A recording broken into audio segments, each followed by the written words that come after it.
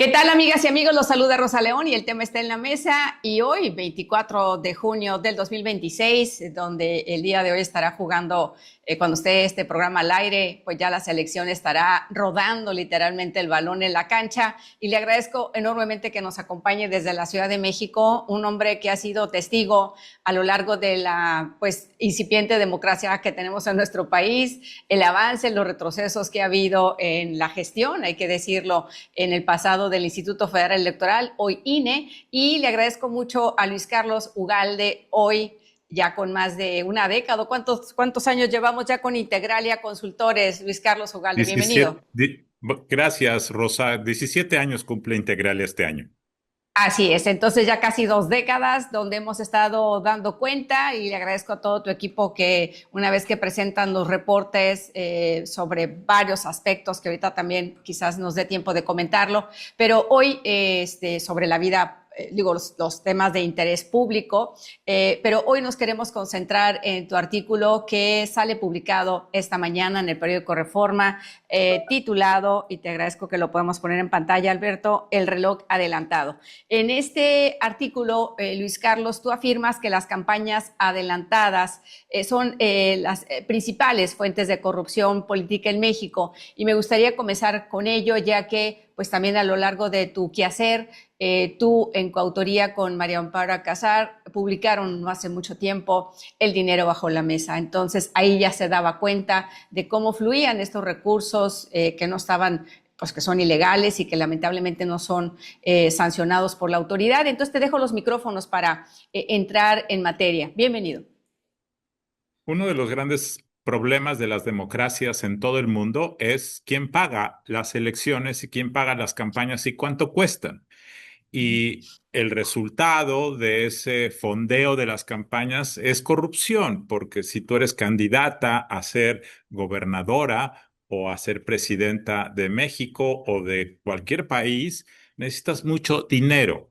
Y comúnmente hay mucho dinero que fluye de empresarios, de contratistas y de muchos personajes que te lo dan con el ánimo de que cuando tú ganes puedas darnos a cambio contratos, obra pública, permisos, protección o cualquier tipo de acceso privilegiado al poder político.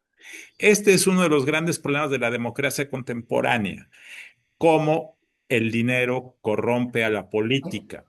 Y por eso el que las campañas electorales de 2027 empiecen 6 meses antes, significa que las candidaturas van a tener que estar más tiempo fondeando campañas, proselitismo, encuestas, asesores, gasolina, vehículos, para poder estar en la palestra pública, poder ganar las elecciones.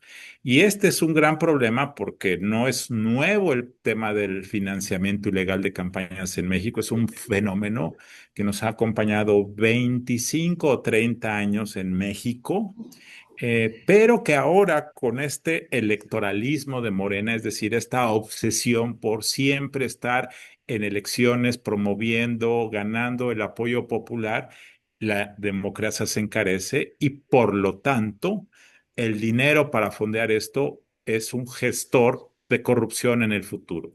Ese es el problema central, que reitero, en México ha existido y en todo el mundo existe, puede agravar por este asunto. Así es, si revisamos un poco la ley electoral, porque al final del día pues tenemos reglas, hay un árbitro, a nivel federal hoy el Instituto Nacional Electoral y localmente todavía existen, no los han eliminado hasta la fecha los OPLES, que son los órganos electorales estatales. Quiero poner el ejemplo de cómo aquí sí, pues gracias a las denuncias del Partido Revolucionario Institucional, le pidieron a una aspirante, que es la senadora Julieta, para que pues bajara, quitara las cantidad de bardas y de promoción que está haciendo propaganda con su imagen, obviamente pues aspirando, ella es una de las 10 aspirantes a coordinar estos esfuerzos de Morena, pero vuelvo al tema de la ley, porque a veces necesitamos la denuncia, necesitamos estar sobre el órgano electoral y no el órgano electoral hacer esta función, Luis Carlos. el INE ha adoptado desafortunadamente una postura de capa caída, de dejar pasar, de Ujú, dejar ver sin hacer nada, una actitud ujú, que yo diría complaciente. Ellos ujú, argumentan que la ley no les da la autoridad para poder poner orden en este tipo de pre-campañas. Y lo ujú, mismo ha hecho el Tribunal Electoral. Entonces es una actitud de complacencia con el poder político. Que se puede, sí se pueden hacer cosas. Si la ley no establece con claridad, sí se pueden hacer cosas, sí se puede llamar a la responsabilidad a los actores políticos, pero es una actitud de comodidad, de temor, de demasiada prudencia. Debo decir que en el caso del INE, sí hubo dos o tres consejeros, sobre todo Arturo Castillo, que desde hace varias semanas quiso que se pusiera orden, pero no le hicieron caso a la mayoría de los consejeros, empezando por su presidente. Entonces, finalmente el INE se va a quedar viendo cómo los partidos, sobre todo Morena, van ujú. a hacer con la ley electoral lo que les plazca. Y reitero, el gran problema es que el partido inicia antes de tiempo, 6 meses antes. Es como si en un partido del Mundial, en el partido de hoy en la noche, México entrará a la cancha 15 minutos antes y empezará a jugar, y que cuando llega el partido, el equipo contrario, ya México lleva un buen rato, ya metió un gol y así empieza el marcador. Creo que Ujú. esto en política y en el fútbol es algo que no se debe permitir. Aplica. Así es. Ahora, en el tema nacional, porque el análisis que dentro de Integralia se realiza, pues estamos ahorita compitiendo para el 2027, 17 gubernaturas. Luis Carlos, es el mismo ejemplo para todos los estados. Vimos que Morena como que estandarizó ya este esquema, lo hizo desde López Obrador con sus corcholatas, que pues 2 años antes veíamos bardas por todo el país, es Claudia, otras a favor de Adán Augusto, que tapizaron los espectaculares, y vuelvo al tema del financiamiento. Aquí, pues volvemos a revisar las cuentas y pues no nos dan ni los topes de campaña. Entonces, los ciudadanos como que estamos, pues ya no sé si acostumbrándonos a esta anticipación, Luis Carlos. Pues sí, las personas, los ciudadanos, los votantes ven lo que sucede y finalmente pues no hacen nada porque hay poco interés en hacerlo. Esto es una preocupación que muy poca gente tiene. Lo que yo estoy llamando es a la reflexión de que esto tiene una implicación grave para el país. Porque, reitero, cuando un gobernador gana con dinero ilegal porque se lo dio su amigo contratista, los empresarios o los proveedores del gobierno, les tiene que pagar con el presupuesto una vez que es gobernador. Entonces, los gobiernos estatales gastan mucho dinero en pagar a quienes le ayudaron a ganar. Y ese dinero que se va en pagar lo que te dieron con intereses, pues es dinero que se quita a las medicinas, se quita a las calles, se quita a las luminarias. Ese es el daño que todos tenemos por tener campañas tan largas y tan caras. Así es. En el caso de, pues nos guste o no, el crimen organizado ha infiltrado, hay que decirlo con todas sus letras, procesos electorales. Vemos cómo los grupos criminales no solamente apoyan candidatos, sino una vez que los apoyan, no solamente quieren contratos, Luis Carlos, ahora operan organismos del agua, operan catastro, operan dentro de las propias oficinas de recaudación. Esto también es muy delicado y a veces, pues te soy honesta, a veces hasta nos da un poco de temor mencionarlo porque cuando uno ve ya este avance, pues es muy delicado y uno quisiera ver la manera de que estos aspectos pues no existieran en nuestro país. Aquí me detengo porque también el crimen organizado es otro ingrediente que está presente para esta elección 2027. Sí, por supuesto. Así es. Va a estar presente nuevamente. Digo, creo que no debo abundar más en cómo opera. Así El es. asunto de Sinaloa dejó claro que el crimen organizado operó, financió, levantó gente, amenazó adversarios.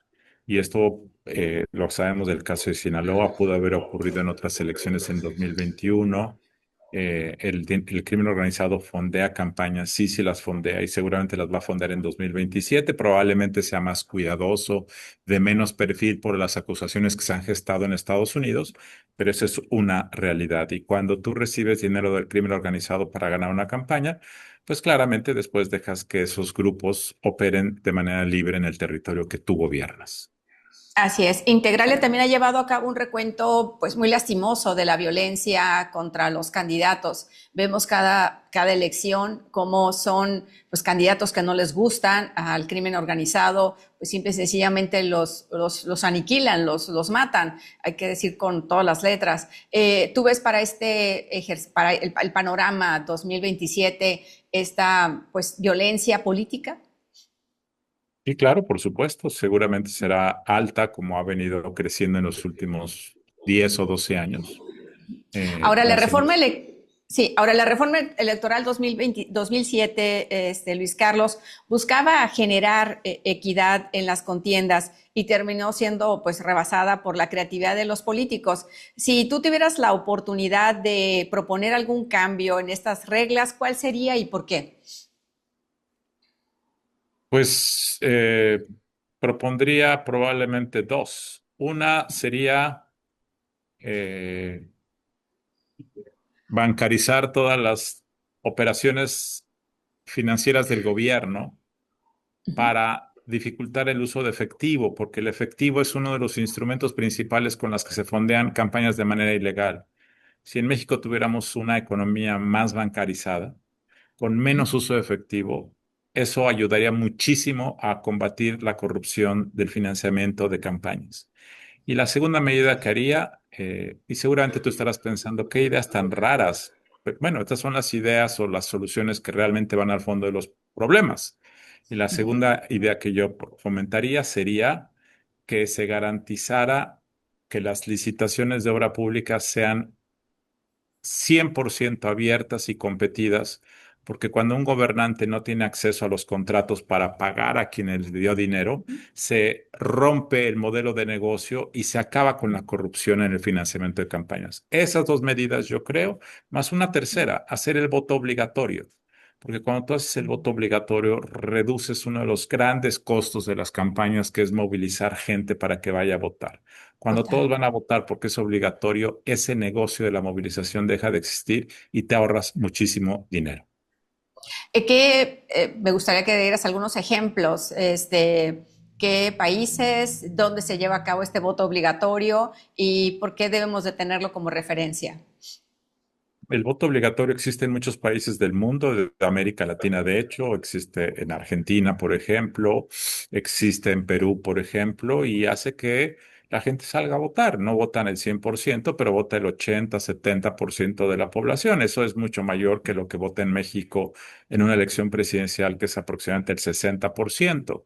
Y reitero, cuando la gente va a votar porque es obligatorio, el espacio para el clientelismo electoral, que es uno de los elementos más caros de una campaña, desaparece. ¿Qué es el clientelismo? Es cuando tú le pagas a la gente para llevarla a votar.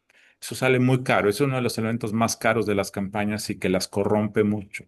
Si la gente de cualquier forma va a ir a votar, entonces ese negocio deja de ser rentable y eso ayudaría muchísimo a reducir el costo de las campañas.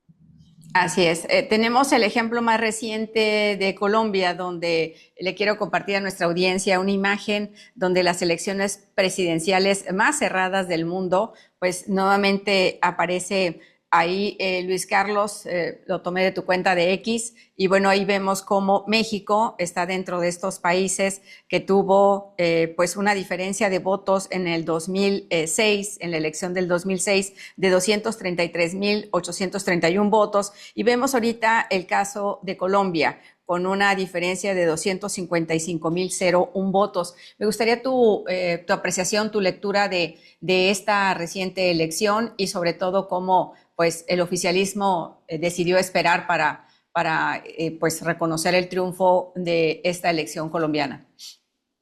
Bueno, esta mañana el presidente Petro de Colombia pidió que se anulara la elección de Colombia, porque su candidato, Iván Cepeda, iba abajo en la competencia de votos.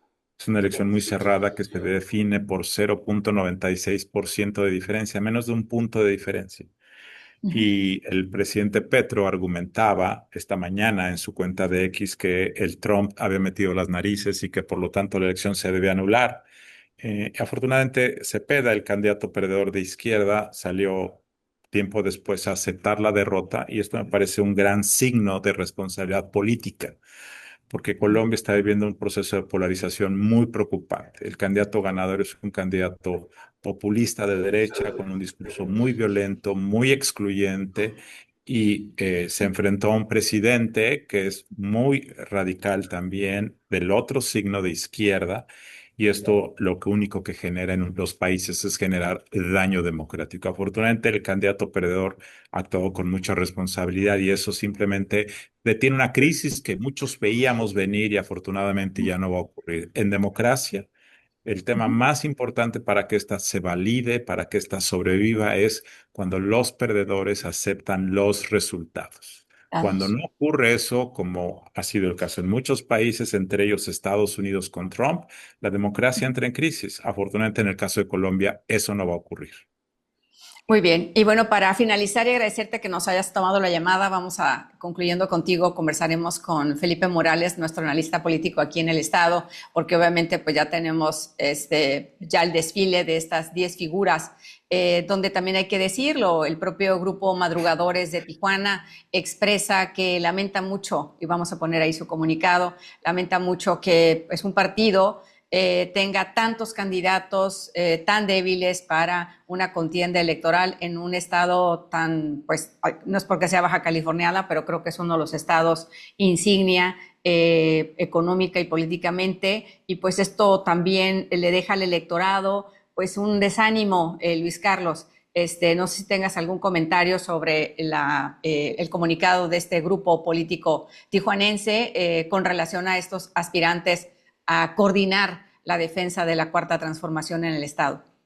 No tengo comentario alguno sobre eso, no tengo conocimiento de los nombres, simplemente decir que me parece que el empezar el partido 6 meses antes de lo que dice la ley me parece que es una violentación a la Constitución, a las reglas del juego, rompe el piso parejo y me parece que eso afecta la democracia y afecta las condiciones democráticas del país.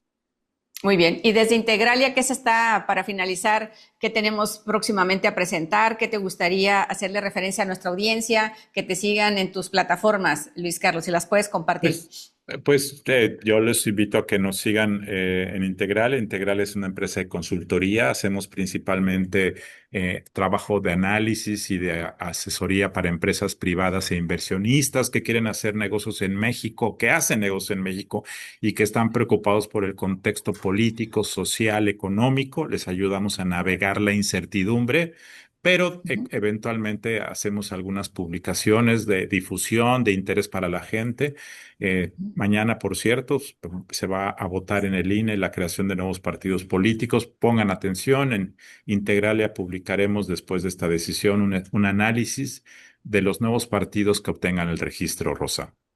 Así es, y de hecho hablando de Rosa, pues el partido Rosa, el partido de Somos México, es uno de los que muy probablemente obtengan el registro y pues ya sabes, ahí ya lo titularon, el partido de los exfuncionarios del INE.